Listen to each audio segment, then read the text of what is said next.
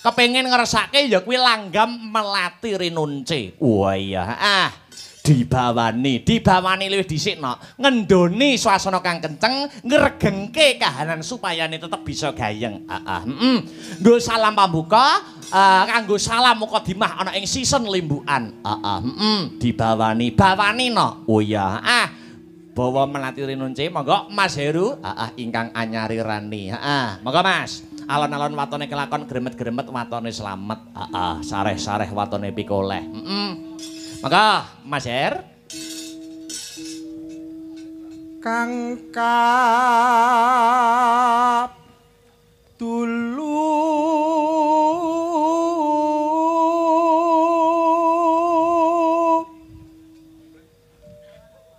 hararon ten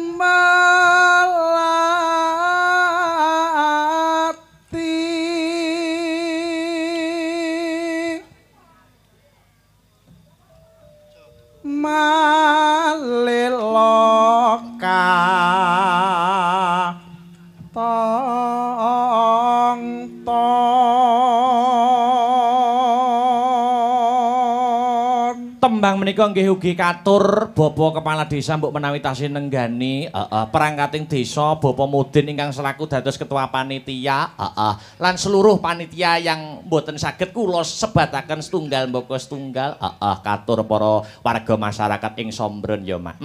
Monggo dilajengaken Mas Heru. Rina wangi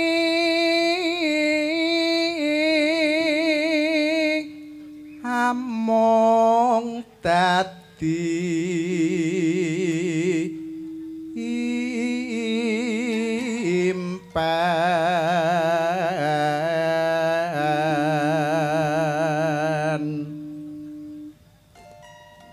papuntone pantas diku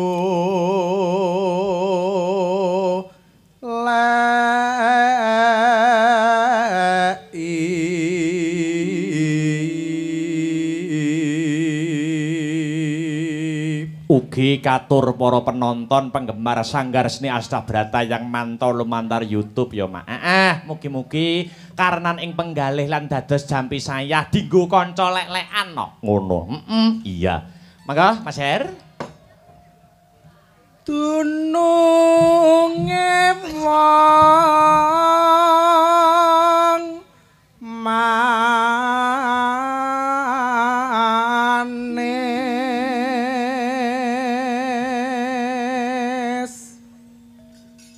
ingkang maweh buyo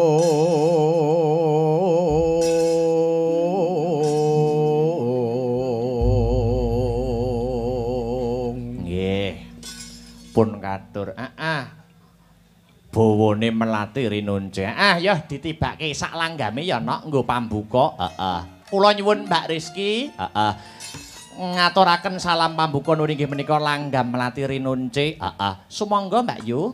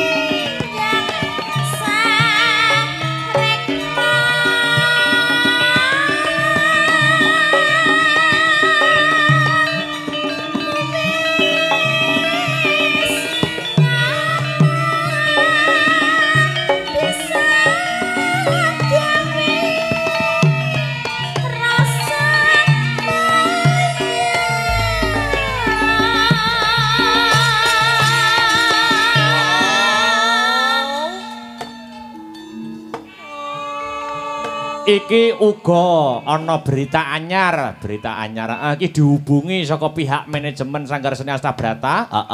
Bulan 10 tanggal 9. Oh iya, aku Kang Sarto Sanggar Seni Astabrata kembali main meneh ana ing Sombron meneh. Oh ngono.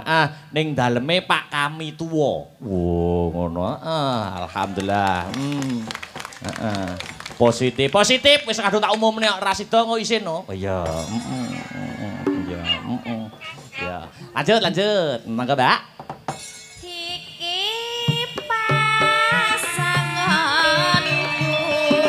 mawarkune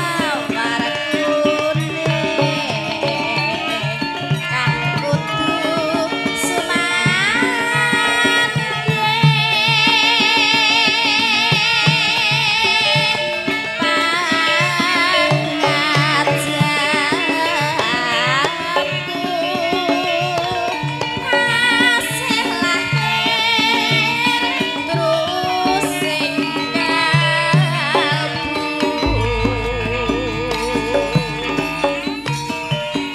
Katur sedaya warga masyarakat ing Sombron. Mugi saged karenaning penggalih dadosa tangga kesel. Bersih desa. Dadosa desa Sombron selangkah lebih maju dari tahun-tahun sebelumnya. Amin ya rabbal alamin. Yuk Melati Rinunce bersama Mbak Yu Rizky ya. Yo.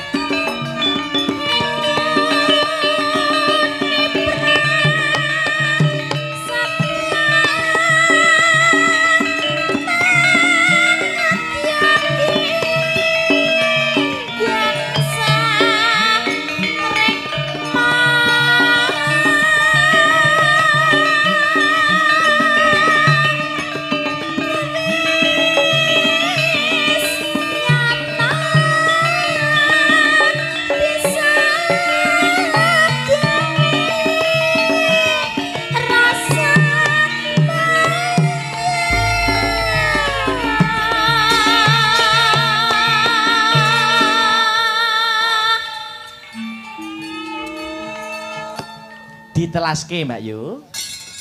Iki pasanganku mawarkune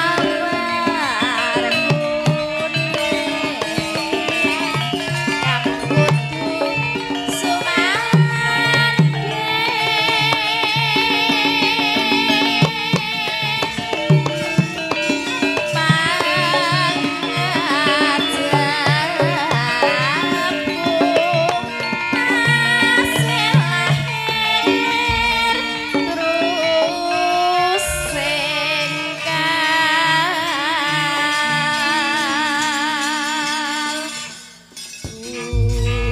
Matur nuwun Mbak Rizky.